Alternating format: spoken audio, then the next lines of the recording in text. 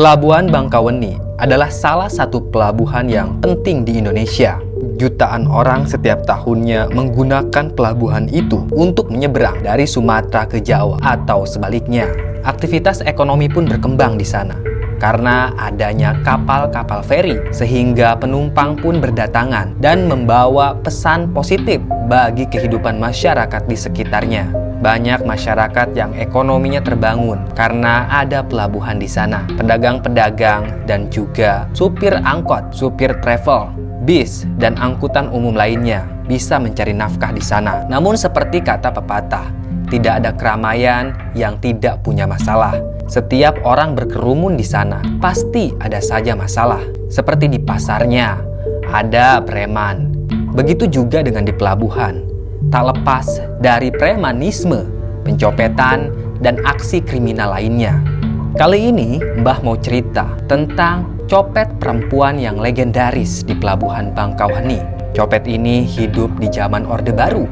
Dan copet perempuan tersebut tidak mempan ditembak oleh penembak misterius. Seperti apa kisahnya?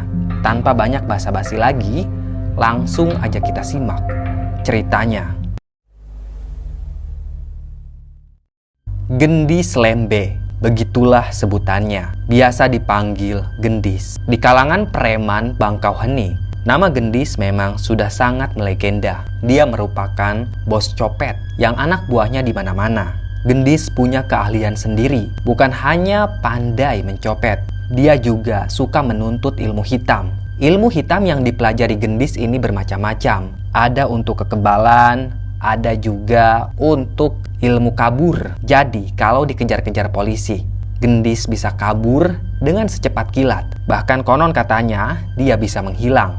Kalau kita tarik masa lalu Gendis, Gendis punya kehidupan yang keras. Dia lahir dari seorang PSK yang bapaknya tidak jelas. Gendis dibuang begitu saja ke panti asuhan saat masih kecil, sehingga dia tidak pernah merasakan dimomong oleh ibu dan dimanja oleh bapak. Ibu dan bapaknya Gendis tidak tahu kemana. Selama di panti asuhan itulah, Gendis dirawat oleh para penjaga yang kasar padanya. Seringkali Gendis menerima perlakuan yang memang tidak menyenangkan.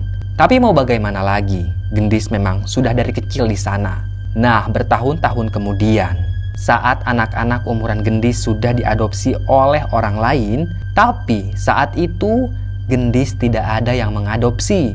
Hingga dia tumbuh remaja dan berlanjut ke dewasa. Karena tidak ada yang mengadopsi, akhirnya setelah Gendis dewasa, dia dilepaskan begitu saja keluar panti asuhan untuk mencari kehidupan sendiri.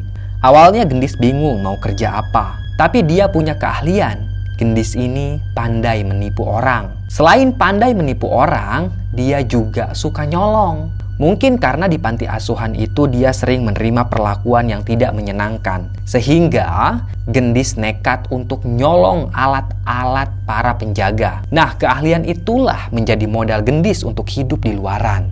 Awalnya Gendis luntang-lantung di Pelabuhan Bangkaweni karena di sana terkenal ramai. Sesekali dia mendatangi warteg dan menawarkan diri sebagai tukang cuci piring di sana. Yang punya warteg pun kasihan pada Gendis. Akhirnya dia diizinkan untuk menjadi kuli cuci piring di sebuah warteg yang dekat dengan Pelabuhan Bangkaweni. Posisi warteg itu juga sangat strategis karena dekat dengan pasar dan juga terminal bis.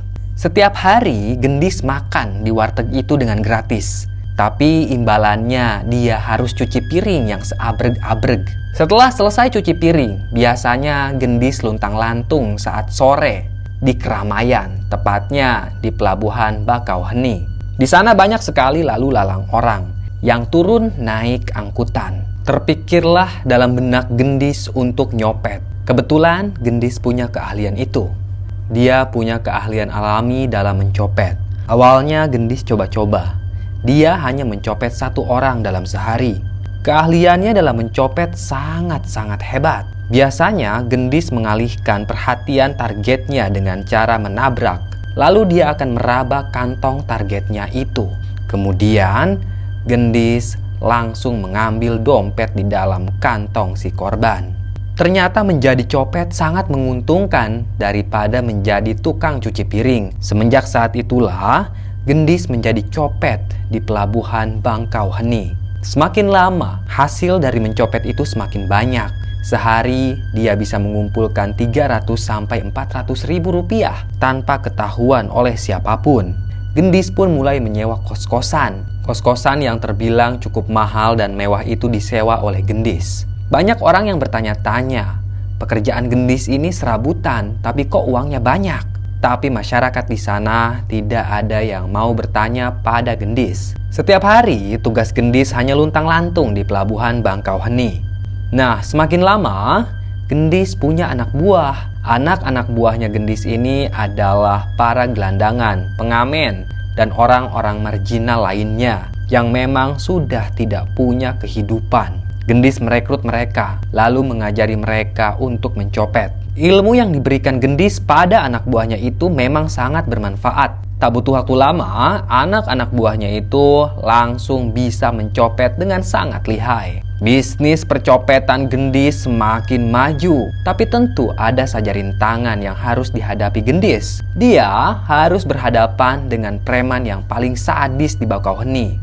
Preman itu adalah penguasa sopir-sopir travel. Para sopir travel di pelabuhan Bangkauheni setiap harinya harus setor pada preman yang bernama Cukong. Cukong sudah puluhan tahun menguasai pelabuhan tersebut.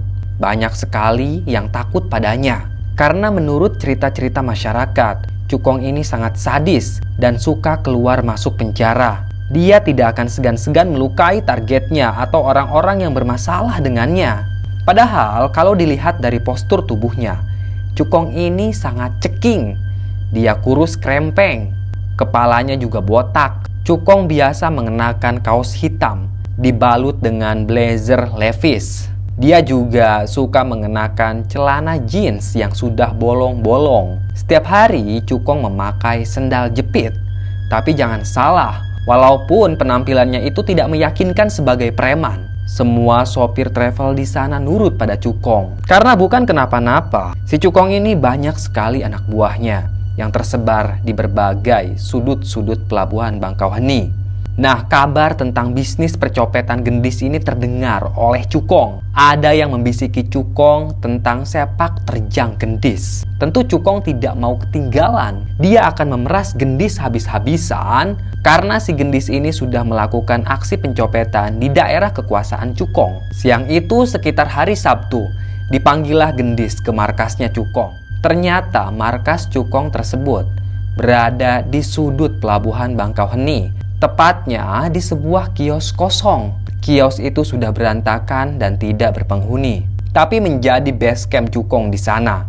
Botol-botol minuman berserakan, puntung rokok juga acak-acakan di sana. "Ada apa, bos?" ucap Gendis. Dia memanggil bos pada Cukong hanya untuk menghargai. Padahal Gendis ini bukanlah anak buah Cukong. "Aku dengar kau melakukan aksi pencopetan di daerah kekuasaanku." "Oh, itu ya bos. Iya, aku memang melakukannya dari dulu," ucap Gendis. "Kalau begitu, mulai hari ini kau harus bayar pajak, Gendis. Kau tidak bisa melakukan aksi itu di daerah kekuasaanku," ucap Cukong. Gendis pun terdiam sejenak. "Emangnya berapa bos pajaknya?" tanya Gendis. "Murah kok, cuma 50.000 sehari," ucap Cukong. Bagi Gendis itu memang sangat kecil, tapi kalau terus-terusan dipinta, Gendis juga tidak mau. Namun saat itu, Gendis tidak menolak sama sekali. Dia mengiyakan permintaan Cukong. Singkat cerita, berminggu-minggu kemudian, ternyata Cukong ini licik. Setiap bulan, pajak Gendis dinaikkan. Awalnya 50.000, jadi 100.000. Kemudian jadi 200.000. Gendis pun menolak. Dia tidak mau lagi bayar pajak. "Aku tidak mau bayar pajak, bos. Kemahalan. Lagi pula pendapatanku juga terbatas. Aku harus bayar anak-anak buahku ini," ucap Gendis. "Kalau kau tidak mau bayar pajak, kau pergi dari pelabuhan Bangkauheni," ucap Cukong. Gendis pun terdiam. "Nanti saya pikirkan lagi, bos," ucap Gendis. Dia pun pulang begitu saja ke kosannya. Tapi berhari-hari kemudian, Gendis tetap melakukan aksi pencopetan di pelabuhan Bangkauheni. Mendengar kabar itu, Cukong pun marah. Cukong tidak bawa anak buah, dia seorang diri. Saat itu juga, Cukong langsung menendang kursi Gendis. Seketika saja Gendis terjungkal. Makanannya acak-acakan. Gendis pun tidak terima. Dia langsung melemparkan kursinya pada Cukong. Keributan pun terjadi. Tapi entah kenapa si Gendis ini ternyata jago berkelahi. Beberapa kali dia menangkis pukulan Cukong. Gendis juga menghindar. Lalu dalam sebuah kesempatan, Gendis berhasil memukul Cukong sampai terjungkal. Tidak puas dengan pukulan itu, Gendis langsung mengambil piring. Kemudian piring itu dihantamkan pada wajah Cukong sampai wajahnya terluka. Dari kejauhan, anak buahnya Cukong berlarian menghampiri Cukong yang sudah terjungkal. Gendis menyadari akan adanya bahaya. Dia pun lari begitu saja meninggalkan Cukong. Semenjak kerusuhan itu, Gendis pun menjadi incaran. Gendis berusaha sembunyi sebisa mungkin. Namun anak-anak buah Gendis tetap menyebar di pelabuhan Bangkauheni untuk mencopet. Sudah 1 minggu lamanya Gendis tidak kelihatan di pelabuhan tersebut. Dan ternyata dia menuntut ilmu hitam ke pedalaman desa. Di sana Gendis mempelajari berbagai macam ilmu hitam seperti kekebalan, menambah ilmu bela diri. Dan yang paling mengerikan, dia mempelajari ilmu rawa rontek. Ilmu rawa rontek yang dipelajari oleh Gendis didapatkan dari seorang guru spiritual yang berada di tengah hutan. Gendis memang mendengar tentang guru spiritual itu. Guru yang sangat tertutup dari dunia luar. Hanya segelintir orang saja yang berani bertemu dengan guru spiritual itu. Karena taruhannya nyawa. Kalau ada orang yang ingin mempelajari ilmu rawa rontek, maka dia harus siap mati. Karena kalau misalkan orang itu tidak mampu untuk menguasai rawa rontek, maka dia akan tewas. Gendis pun nekat mendatangi guru spiritual tersebut. Sang guru bernama Mbah Gogoh. Dia tinggal di sebuah gubuk kecil di tengah hutan, dekat dengan sungai yang sangat kecil. Mbah Gogoh umurnya sudah lebih dari 100 tahun. Tubuhnya bongkok, kulitnya keriput, banyak corak hitam di wajahnya. Setelah mempelajari ilmu rawa rontek, untung saja Gendis berhasil menguasai ilmu tersebut. Mbah Gogoh tidak butuh bayaran. Dia sudah senang kalau ada yang bisa menguasai rawa rontek tersebut. Setelah berhasil menguasai berbagai ilmu hitam dan meningkatkan ilmu bela dirinya, akhirnya Gendis kembali ke pelabuhan Bangkauheni untuk menantang Raja Preman tersebut. Gendis akan menghadapi Cukong yang seenaknya memeras Gendis. Tanpa ancang-ancang lagi, setelah tiba di pelabuhan Bangkauheni, Gendis langsung mengumpulkan anak buahnya yang terdiri dari gelandangan dan para pengamen. Gendis dan para anak buahnya itu langsung mengepung markas Cukong. Di sanalah terjadi keributan. Dalam keributan tersebut, beberapa anak buah Gendis terkapar tak berdaya. Tapi Gendis sama sekali tidak terluka. Dia menghajar Cukong dengan membabi buta. Beberapa kali Cukong menghantamkan pisaunya ke tubuh Gendis, tapi tidak mempan. Ajian-ajian yang sudah Gendis kuasai memang sangat kuat. Dalam keributan itu, Gendis berhasil menghabisi Cukong dengan cara mematahkan lehernya. Beberapa saat kemudian, polisi pun berdatangan. Sehingga komplotan Gendis dan para preman tersebut bubar. Mereka lari lintang pukang, menghindar dari kejaran polisi. Selesai. Terima kasih sudah menyimak cerita Mbah. Tunggu cerita-cerita lainnya ya. Tetap sehat dan salam merendeng.